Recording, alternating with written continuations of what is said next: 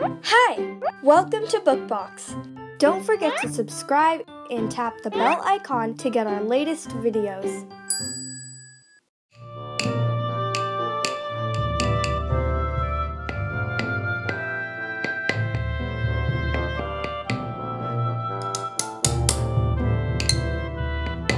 Periler ve Ayakkabıcı. Bookbox tarafından yeniden derlendi.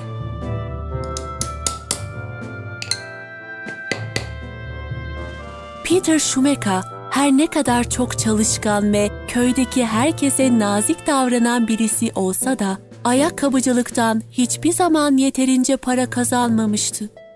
Özellikle bu soğuk ve karlı günlerde atölyesinde geriye kalan tek şey son bir ayakkabı çiftini yapmaya yetecek kadar deri parçasıydı.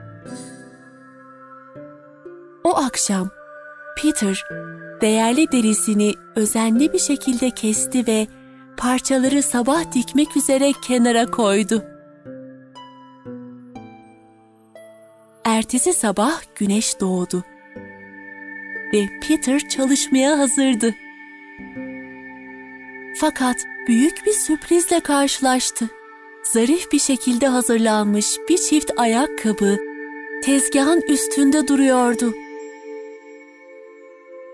"Mucize bu!" dedi eşi Cecilia. Tatil alışverişi sezonu başladığı için ayakkabıları çabucak vitrine koydular.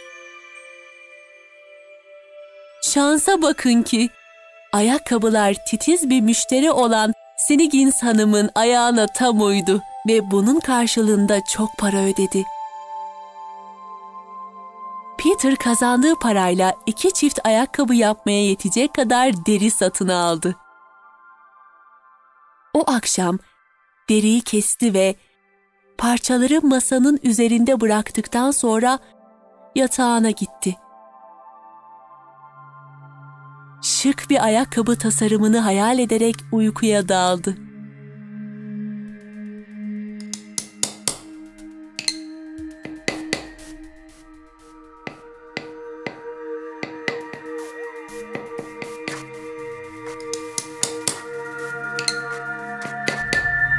Ertesi sabah erkenden uyandığında ustalıkla yapılmış 2 ayakkabının gözlerinin önünde durduğunu gördü.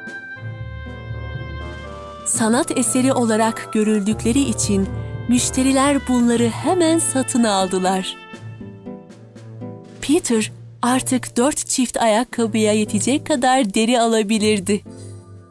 Bu sihirli ticaret sürdü gitti ve Schumacher köyün en iyi ayakkabıcısı olarak tanınmaya başladı. O günlerde Peter ve Cecilia için her şey yolundaydı. Bir gün Cecilia, "Merak ediyorum, bize bu kadar yardımcı olan kim?" diye sordu. Peter cevap verdi. "Bu gece atölyede gizleneceğiz ve neler olup bittiğini göreceğiz." Ve bunu yaptılar. Tam gece yarısı 2 küçük peri sessizce çalışmaya başladı ve süratle ayakkabıları yapıyorlardı.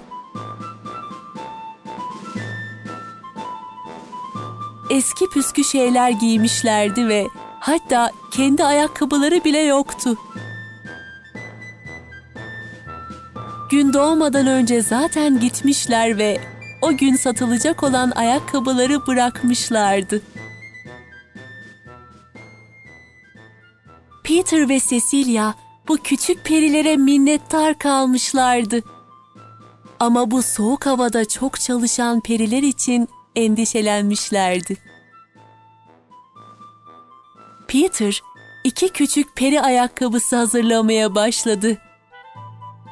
Ve Cecilia her birini sıcak tutacak kumaşlar dikmeye başladı. Noel akşamı kesilmiş deri parçaları yerine minik ayakkabılar ve kıyafetler hazırladılar ve tekrar gizlendiler.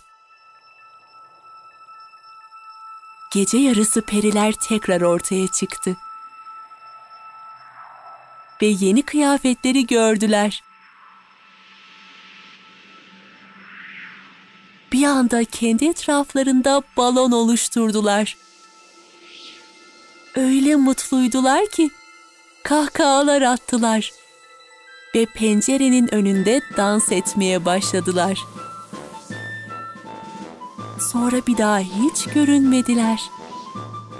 Peter her gün ayakkabı yapmaya devam etti. Ve Cecilia ile birlikte yıllarca mutlu ve huzurlu yaşadılar. Tabii ki periler de.